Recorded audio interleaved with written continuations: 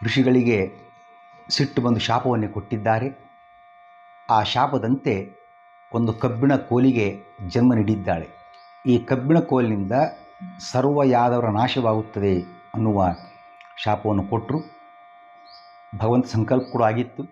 ಹಾಗಾಗಿ ಎಲ್ಲ ಮದ್ಯಪಾನವನ್ನು ಮಾಡಿದ್ದಾರೆ. ಆ ಬುದ್ಧಿಭ್ರಮಣೆ ಉಂಟಾದಾಗ ಪರಸ್ಪರ ಬಡಿದಾಡಿಕೊಂಡು ಸತ್ತು ಹೋಗಿದ್ದಾರೆ. ಹಾಗಾಗಿ ಮದ್ಯಪಾನ ಹೀಗೆ ನಾಶವಾಯಿತು ಅಂತ ಪ್ರಶ್ನೆ ಕೇಳಲಾಗಿದೆ. ಸರ್ವಮ್ಮಿ ಸಾಧನಂ ವ್ಯರ್ಥಂ ಯದಿ ಬುದ್ಧಿರ್ ವಿನಶ್ಯತಿ. ಬುದ್ಧಿಯು ಹೊರಟು ಹೋಯಿತು ಅಂತಂದರೆ ಎಲ್ಲ ಸಾಧನ ಪರಿಕಳದಿದ್ದರೂ ಕೂಡ ವ್ಯರ್ಥವಾಗುತ್ತದೆ, ಏನು ಉಪಯೋಗ ಇಲ್ಲ ಅಂತ ಅರ್ಥ. ಬುದ್ಧಿಯನ್ನು ಕಾಯ್ಕೊಳ್ಳಬೇಕು. ಮುಂದಿನ ಮತ್ತೊಂದು ಪ್ರಶ್ನೆ ಮೂಲ ಭಾಗವತದಲ್ಲಿ ಹರಿರಪಿ ತ್ಯತ್ಯಜ ಆಕೃತಿಂ ತ್ರಿಧೀಶಃ.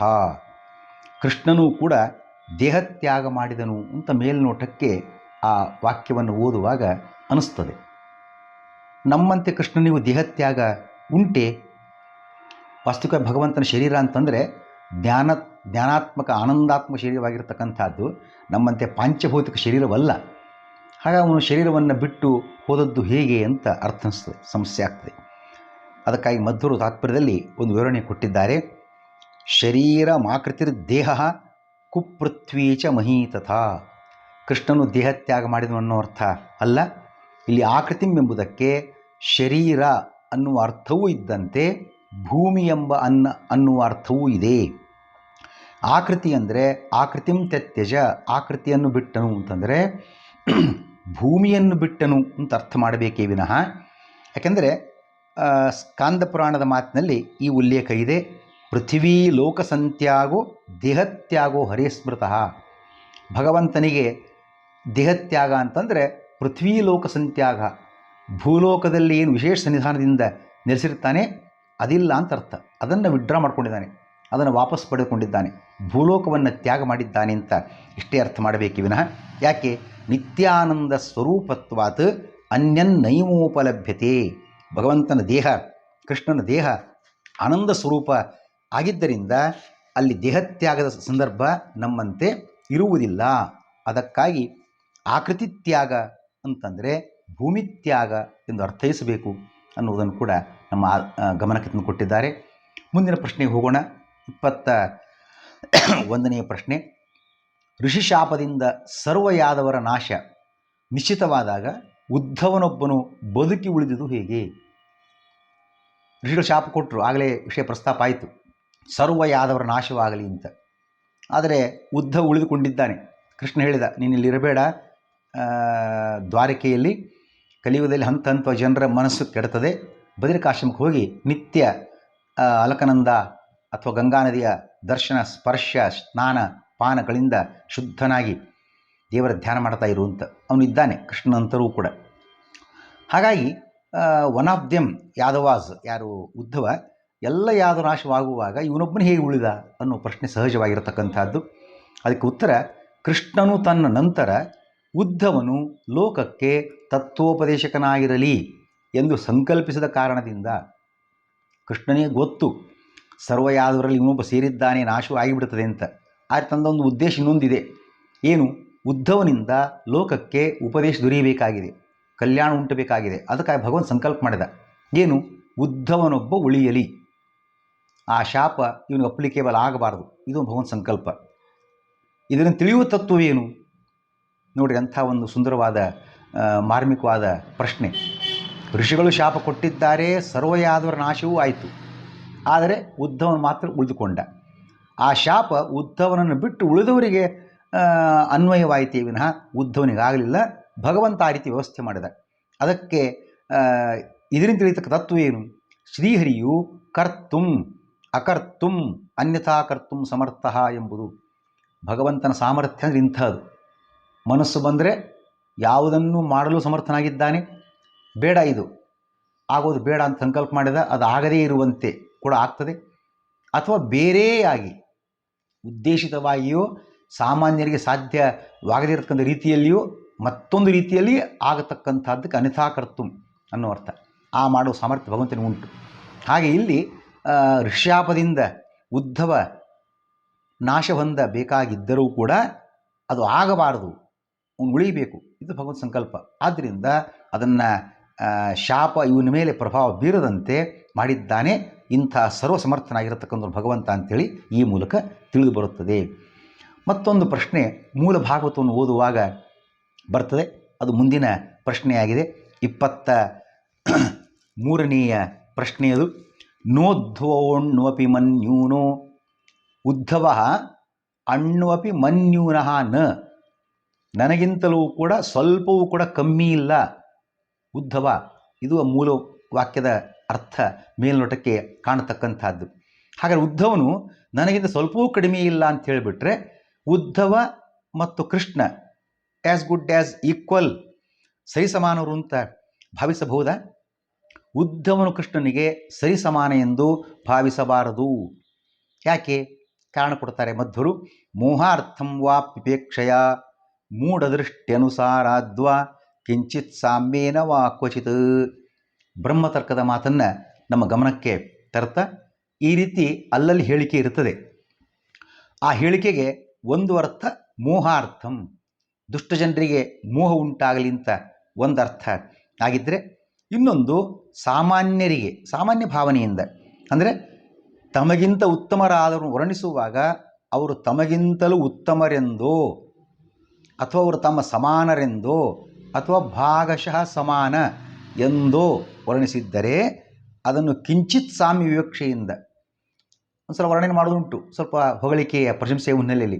ಆವಾಗ ಸ್ವಲ್ಪ ಹೋಲಿಕೆ ಉಂಟು ಅಂತ ಇಟ್ಕೊಳ್ಬೇಕೇ ವಿನಃ ಪ್ರಶಂಸೆಗಾಗಿ ಅಥವಾ ಅತಿಶಯೋಕ್ತಿಯಿಂದ ಅಥವಾ ದುಷ್ಟರಿಗೆ ಮೋಹಕವಾಗಲಿ ಅಂತ ಹೇಳಿದ್ದು ಅಂತ ಭಾವಿಸಬೇಕು. 3 ಕಾರಣ. ಒಂದು, ಪ್ರಶಂಸೆಯಿಂದ ಅತಿಶಯೋಕ್ತಿ ಕಾರಣಕ್ಕೋಸ್ಕರ ದುಷ್ಟರಿಗೆ ಮೋಹಕವಾಗಲಿ ಅಂತ, ಅಥವಾ ಕಿಂಚಿತ್ ಸಾಮ್ಯ, ಸ್ವಲ್ಪ ಹೋಲಿಕೆ ಉಂಟು ಅನ್ನುವಾಗ ಆ ರೀತಿ ಇಬ್ಬರಿಗೂ ಏನು ವ್ಯತ್ಯಾಸ ಇಲ್ಲ ಅನ್ನುವ ರೀತಿಯ ಮಾತನ್ನು ಹೇಳ್ತಕ್ಕಂಥದ್ದು ಈ 3 ಕಾರಣಗಳಿಂದ ಅಂತ ಹೇಳ್ತಕ್ಕಂಥದ್ದು. ಇಲ್ಲಿ ಉದ್ಧವನ ಸಾಮಾನ್ಯ ವ್ಯಕ್ತಿ ಅಷ್ಟೇ ವಿನಃ ಭಗವಂತನಿಗೆ ಸರಿಸಮನಾಗತಕ್ಕಂಥ ವ್ಯಕ್ತಿತ್ವ ಅವನದಲ್ಲ. ಹಾಗಾಗಿ ಇಲ್ಲಿ ಅವನನ್ನು ತನಗೆ ಹಿರಿಯನಾದ್ದರಿಂದ ಅವನನ್ನು ಪ್ರಶಂಸೆ ಮಾಡುವ ದೃಷ್ಟಿಯಿಂದ ಕೃಷ್ಣ ವರ್ಣನೆ ಮಾಡಿದ್ದಾನೆ ಅಂತ ಹೇಳಬೇಕಾಗಿದೆ. ಮತ್ತೊಂದು ಉದ್ದೇಶ ಆಗಲಿ ಅಂತಲೇ ದುಷ್ಟಜನ ಮೋಹನಾರ್ಥ ಅನ್ನೋ ಸಂಗತಿಯನ್ನು ಕೂಡ ನಾವಿಲ್ಲಿ ಇಟ್ಟುಕೊಳ್ಳಬಹುದಾಗಿದೆ. ಮುಂದಿನ ಪ್ರಶ್ನೆ, ವಿದುರನು ಮೈತ್ರೇಯ ಮಹರ್ಷಿಗಳನ್ನು ಎಲ್ಲಿ ಸಂದರ್ಶಿಸಿದನು? ಈಗಾಗಲೇ ಗಮನಿಸಿದಂತೆ ಈ 3ನೆಯ ಸ್ಕಂಧದ ವಿಚಾರ ವಿದುರ ಮೈತ್ರೇಯ ಸಂವಾದದಲ್ಲಿ ಬಂದಿರತಕ್ಕಂಥದ್ದು ಅಂತ. ವಿದುರ ಉದ್ಧವನನ್ನು ಕಂಡ. ಉದ್ಧವ ಹೇಳಿದ, ನೀನು ಮೈತ್ರೇಯರನ್ನು ಕಾಣು, ಕೃಷ್ಣ ಹೇಳುವ ಉಪದೇಶವನ್ನು ನಿನಗೆ ಅವರು ತಿಳಿಸಿಕೊಡ್ತಾರೆ ಅಂತ. ಹಾಗೆ ಅವನು ಮೈತ್ರೇಯರನ್ನು ಭೇಟಿಯಾಗ್ತಾನೆ. ಹಾಗಾಗಿ ವಿದುರನು ಮೈತ್ರೇಯ ಮಹರ್ಷಿಗಳನ್ನು ಎಲ್ಲಿ ಸಂದರ್ಶಿಸಿದನು ಅನ್ನೋ ಪ್ರಶ್ನೆ ಇಲ್ಲಿ ಬಂದಿರತಕ್ಕಂಥದ್ದು. ಅದಕ್ಕೆ ಉತ್ತರ ಗಂಗಾದ್ವಾರದಲ್ಲಿ, ಅರ್ಥಾತ್ ಇವತ್ತಿನ ಹರಿದ್ವಾರ ಅಂತ ಏನು ಕರಿತೇವೆ ಆ ಜಾಗದಲ್ಲಿ ಅವರನ್ನು ಭೇಟಿಯಾಗಿದ್ದಾನೆ. ಮುಂದಿನ ಪ್ರಶ್ನೆ, ಮೈತ್ರೇಯ ಮಹರ್ಷಿಗಳು ಯಾರು? ಯಾರಪ್ಪ ಈ ಮೈತ್ರೇಯ ಮಹರ್ಷಿಗಳು ಅನ್ನೋ ಪ್ರಶ್ನೆ ಸಹಜವಾದದ್ದು.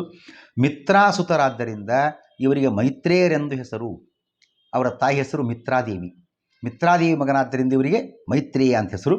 ವೇದವ್ಯಾಸರ ತಂದೆ ಪರಾಶರರು, ನಮಗೆಲ್ಲ ಗೊತ್ತಿರೋ ಸಂಗತಿ. ಆ ಪರಾಶರರ ಶಿಷ್ಯರು ಮತ್ತು ವೇದವ್ಯಾಸರ ಮಿತ್ರರು ಕೂಡ ಆಗಿದ್ದಾರೆ ಈ ಮೈತ್ರೇಯ ಮಹರ್ಷಿಗಳು. ವಿದುರ ಬರ್ತಾನೆ, ಮೈತ್ರೇಯ ಮಹರ್ಷಿಗಳನ್ನು ಕಾಣ್ತಾನೆ, ನಮಸ್ಕಾರ ಮಾಡ್ತಾನೆ. ವಿದುರನು ಮೈತ್ರೇಯರನ್ನು ಏನೆಂದು ಪ್ರಶ್ನಿಸಿದನು, ಅವರನ್ನು ಏನು ಅಂತ ಪ್ರಶ್ನಿಸ್ತಾನೆ ಅಂತ ಮುಂದಿನ ಪ್ರಶ್ನೆ.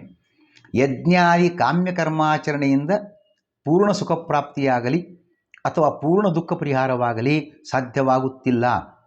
ಹಾಗಾಗಿ ಇದನ್ನು ಪಡೆಯುವ ಉಪಾಯವೇನು ಎಂದು ಪ್ರಶ್ನಿಸಿದನು.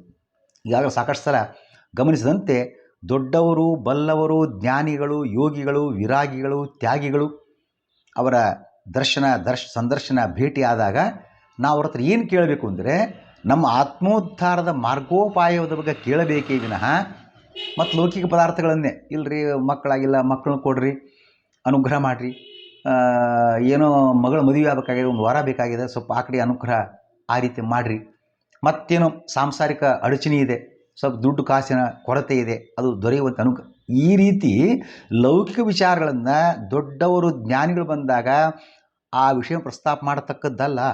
ಇದಿದ್ದದ್ದು ಯಾವಾಗಲೂ ಇದು ಮುಗಿಯುವಂಥದ್ದಲ್ವೇ ಅಲ್ಲ. ಇದು ಆತ್ಮೋದ್ಧಾರದ ಮಾರ್ಗವನ್ನು ಕಂಡುಕೊಳ್ತಕ್ಕಂಥ ನಿಟ್ಟಿನಲ್ಲಿ ಆ ಪ್ರಶ್ನೆಯನ್ನು ನಾವು ಕೇಳಬೇಕಾಗಿದೆ. ಅದನ್ನು ನಾವು ಚಿಂತನೆ ಮಾಡತಕ್ಕಂಥದ್ದು. ವಿದುರ ಕೇಳಿದ, ಯಜ್ಞಾದಿ ಕಾಮ್ಯ ಕರ್ಮಾಚರಣೆಯಿಂದ ಪೂರ್ಣ ಸುಖ ಪ್ರಾಪ್ತಿಯಾಗಲಿ ಅಥವಾ ಪೂರ್ಣ ದುಃಖ ಪರಿಹಾರವಾಗಲಿ ಸಾಧ್ಯವಾಗುತ್ತಿಲ್ಲ. ಇವತ್ತು ಯಜ್ಞ ಮಾಡ್ತೀವಿ, ಯಾಗ ಮಾಡ್ತೀವಿ, ಮತ್ತು ಅನುಷ್ಠಾನ, ಪೂಜೆ ಪುನಸ್ಕಾರಗಳನ್ನೆಲ್ಲ ಮಾಡ್ತೀವಿ, ವ್ರತ ಉಪವಾಸಗಳನ್ನು ಮಾಡ್ತೀವಿ. ಇದರಿಂದ ಇವೆಲ್ಲ ಕಾಮ್ಯಕರ್ಮ ಅಂತ ಅರ್ಥ. ಯಾಕೆ? ಸ್ವರ್ಗ ಕಾಮೋ ಯಜೇತ, ಪುತ್ರ ಕಾಮ ಪುತ್ರೇಷ್ಟ್ಯ ಯಜೇತ. ಸ್ವರ್ಗ ಬೇಕಾದವನು ಯಾಗ ಮಾಡಿರಿ, ಮಕ್ಕಳು ಬೇಕಾದವರು ಪುತ್ರೇಷ್ಟಿಯನ್ನು ಮಾಡಿರಿ ಅಂತೆಲ್ಲ ವೇದ ಹೇಳ್ತಾ ಇದೆ. ಹಾಗೆ ನಿರ್ದಿಷ್ಟ ಅಪೇಕ್ಷೆಯಿಂದ ಒಂದು ಗಂಡು ಸಂತಾನ ಆಗಬೇಕು, ಅಪೇಕ್ಷೆ ಒಂದು ಕಾರ್ಯವನ್ನು ಮಾಡ್ತೀವಿ, ಒಂದು ವ್ರತ, ಒಂದು ಉಪವಾಸ, ಒಂದು ನಿಯಮ, ಮತ್ತೇನು ಪರಿಪಾಲನೆ, ಯಜ್ಞ, ಯಾಗ ಮುಂತೆಲ್ಲ ಇವೆಲ್ಲ ಕಾಮ್ಯಕರ್ಮಾಚರಣೆ. ಇದರಿಂದ ಆಚರಣೆ ಮಾಡಿದಾಗ ನಾವು ಅಂದುಕೊಂಡಷ್ಟು ಪೂರ್ಣ ಸುಖ ಪ್ರಾಪ್ತಿ, ಅದರ ಸೈಡ್ ಎಫೆಕ್ಟ್ ಇಲ್ಲದೆ, ದುಃಖ ಇಲ್ಲದೆ, ಚಿಂತೆ ಇಲ್ಲದೆ ಆ ಸುಖ ಪ್ರಾಪ್ತಿ ಆಗುವುದಿಲ್ಲ. ಇದು ಒಂದು ಭಾಗವಾಗಿದ್ದರೆ, ಸಂಪೂರ್ಣ ದುಃಖ ಪರಿಹಾರ ಅದರಿಂದ ಸಾಧ್ಯ ಇಲ್ಲ. ತಾತ್ಕಾಲಿಕ ಏನೋ ರಿಲೀಫ್ ಸಿಗಬಹುದು ಏನೋ, ಆದರೆ ಮತ್ತೆ ಸ್ವಲ್ಪ ಸಮಯ ಕಳೆದ ಮೇಲೆ ದುಃಖ ಬಂದೇ ಬಿಡುತ್ತದೆ. ಹಾಗಾಗಿ ಯಜ್ಞ, ಯಾಗಾದಿ ಮುಂತಾದ ಕಾಮ್ಯಕರ್ಮಾಚರಣೆಯನ್ನು ಮಾಡಿದಾಗ, ಕಾಮ್ಯಕರ್ಮಾಚರಣೆ ಆಗಲಿ ಹೇಳಿದಂತಾನೆ, ಒಂದು ಮಗು ಬೇಕು ಅಂತನೋ, ಒಂದು ದುಡ್ಡು ಬೇಕು ಅಂತನೋ, ಮದುವೆ ಆಗಬೇಕು ಅಂತನೋ, ಸಂಪತ್ತು ಬೇಕು ಅಂತನೋ, ಹೀಗೆಲ್ಲ ಇಟ್ಟುಕೊಂಡು ಅಪೇಕ್ಷಿಸಿಕೊಂಡು ಮಾಡುವ ಕರ್ತವ್ಯಾಚರಣೆ ಏನು ಉಂಟು, ಅದು ವ್ರತ, ಉಪವಾಸ, ಪ್ರದಕ್ಷಿಣೆ, ನಮಸ್ಕಾರ ಇದೆಲ್ಲ ಇರಲಿ, ಎಲ್ಲವೂ ಕಾಮ್ಯಕರ್ಮಾಚರಣೆ. ಇಂಥವುಗಳಿಂದ ಸಂಪೂರ್ಣ ಸುಖ ಪ್ರಾಪ್ತಿ 100% ಅಥವಾ ದುಃಖ ಪರಿಹಾರ 100% ಆಗುವುದಿಲ್ಲ.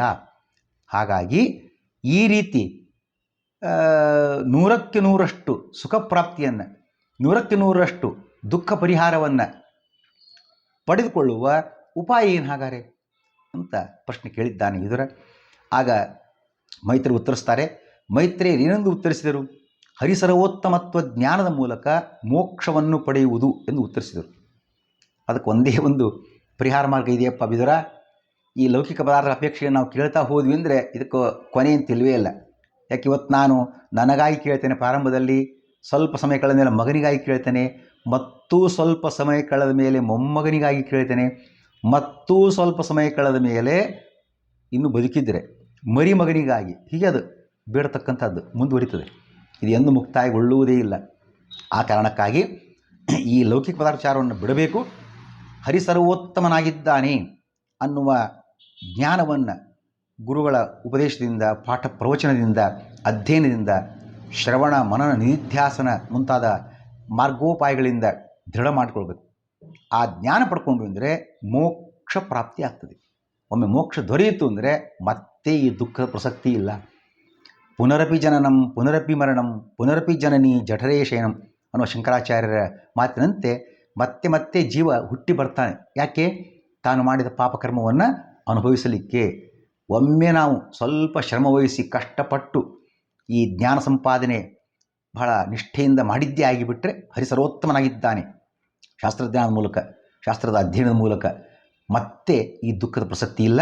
ಹಾಗಾಗಿ ಸಂಪೂರ್ಣ ಸುಖ ಪ್ರಾಪ್ತಿಯನ್ನು, ಸಂಪೂರ್ಣ ದುಃಖ ಪರಿಹಾರವನ್ನು ಮೋಕ್ಷವನ್ನು ಪಡೆದಾಗ ಮಾತ್ರ ಸಾಧ್ಯ ವಿನಃ ದೆರ್ ಇಸ್ ನೋ ಆಲ್ಟರ್ನೇಟಿವ್, ಬೇರೆ ಮಾರ್ಗ ಇಲ್ಲ. ಇದನ್ನು ಮೈತ್ರೇಯರು ಉಪದೇಶ ಕೊಟ್ಟಿದ್ದಾರೆ. ಜ್ಞಾನಿಗಳು ಏಕೆ ಎಲ್ಲೆಡೆ ಸಂಚರಿಸುತ್ತಾರೆ? ಇದು ಮುಂದಿನ ಪ್ರಶ್ನೆ. ಸಂಚಾರ ಮಾಡ್ತಾ ಇರ್ತಾರೆ ಜ್ಞಾನಿಗಳು. ಅವರು ವಾಸ್ತವಿಕವಾಗಿ ಏನು ಬೇಕಾಗಿಲ್ಲ, ಅವರಿಗೆ ಲೌಕಿಕ ಪದಾರ್ಥ ಅಪೇಕ್ಷೆ ಇರುವುದಿಲ್ಲ, ಭಗವಂತನ ಜ್ಞಾನ ಸಂಪಾದನೆ ಮಾಡಿರ್ತಾರೆ, ಇನ್ನೇನು ಮೋಕ್ಷ ಪಡೆಯುವುದೊಂದೇ ಬಾಕಿ. ಆದರೂ ಸಂಚಾರ ಮಾಡ್ತಾ ಇರ್ತಾರೆ. ಯಾಕೆ? ಅದಕ್ಕೆ ಕಾರಣವನ್ನು ಹೇಳಿದರು. ಸಜ್ಜನರಿಗೆ ತತ್ವೋಪದೇಶ ನೀಡಿ ಅವರನ್ನು ಉದ್ಧರಿಸುವುದಕ್ಕಾಗಿ. ಯಾರೋ ಸಾತ್ವಿಕರು, ಯೋಗ್ಯರು, ಒಳ್ಳೆಯ ಸಾಧಕರು ಇರ್ತಾರೆ, ಅವರಿಗೆ ತತ್ವೋಪದೇಶ ಆಗಬೇಕಾಗಿದೆ, ಜ್ಞಾನೋಪದೇಶ ಆಗಬೇಕಾಗಿದೆ. ಹಾಗಾಗಿ ಇಂತಹ ಜ್ಞಾನಿಗಳನ್ನು ಭಗವಂತ ಅಲ್ಲಲ್ಲಿ ಕಳಿಸಿಕೊಡ್ತಾ ಇದ್ದಾನೆ. ಅವರ ಸಂಚಾರ ಮಾಡ್ತಾ ಮಾಡ್ತಾ ಅಲ್ಲಲ್ಲಿ ಅನೇಕ ಸಾತ್ವಿಕರನ್ನು ಭೇಟಿಯಾಗ್ತಾರೆ. ಸಾತ್ವಿಕರಿಗೆ, ಸಜ್ಜನರಿಗೆ ತತ್ವೋಪದೇಶವನ್ನು ನೀಡುತ್ತಾರೆ. ತಮ್ಮ ಆತ್ಮೋದ್ಧಾರ ಮಾರ್ಗ ಅವರು ಕಂಡುಕೊಂಡಾಗಿದೆಯಾಗಲೇ ಜನರ ಉದ್ಧಾರಕ್ಕೋಸ್ಕರ ಅವರು ಸಂಚಾರವನ್ನು ಮಾಡ್ತಾ ಇದ್ದಾರೆ. ಮುಂದಿನ ಪ್ರಶ್ನೆ, ಮಹಾಭಾರತದಲ್ಲಿ ಭಗವಂತನ ಮಹಿಮೆಯು ಪೂರ್ತಿಯಾಗಿ ವರ್ಣಿತವಾಗಿಲ್ಲ ಎನ್ನುವುದು ಸರಿಯೇ? ತಪ್ಪು. ಅನೇಕರು ಹೇಳೋದುಂಟು, ಭಾಗವತದಲ್ಲಿ ಭಗವಂತನ ಮಹಿಮೆ ಪೂರ್ಣವಾಗಿ ವರ್ಣಿತವಾಗಿಲ್ಲ, ಅದಕ್ಕಾಗಿ ಭಾಗವತ ಗ್ರಂಥವನ್ನು ರಚನೆ ಮಾಡಿದ್ದಾರೆ ವ್ಯಾಸರು ಅಂತ ಸಾಮಾನ್ಯವಾಗಿ ಭಾವಿಸೋದುಂಟು. ತಪ್ಪು. ಜ್ಞಾನ, ಭಕ್ತಿ, ವೈರಾಗ್ಯಗಳ ಜೊತೆಗೆ ವಿಷ್ಣು ಮಹಿಮೆಯನ್ನು ಮಹಾಭಾರತದಷ್ಟು ವರ್ಣಿಸಿದ ಗ್ರಂಥ ಮತ್ತೊಂದಿಲ್ಲ. ಮೇಲ್ನೋಟಕ್ಕೆ ಅನ್ನಿಸ್ತದೆ ಏನೋ ದಾಯಾದಿಗಳ ಕಥೆ, ಪಾಂಡವರ ಕೌರವರ ಹೊಡೆದಾಟದ ಬಡಿದಾಟದ ಜಗಳದ ಯುದ್ಧದ ಕಥೆ ಅಂತ ಅನ್ನಿಸ್ತದೆ. ಆದರೆ ಅಲ್ಲಿಯಷ್ಟು ವಿಷ್ಣು ಮಹಿಮೆಯನ್ನು ವರ್ಣನೆ ಮಾಡಿದ ಗ್ರಂಥ ಮತ್ತೊಂದು ನಮಗೆ ಸಿಗೋದಿಲ್ಲ. ಆ ಮಾತನ್ನು ಕೂಡ ಚಿಂತನೆ ಮಾಡಬಹುದಾಗಿದೆ. ಶ್ರೀಕೃಷ್ಣ.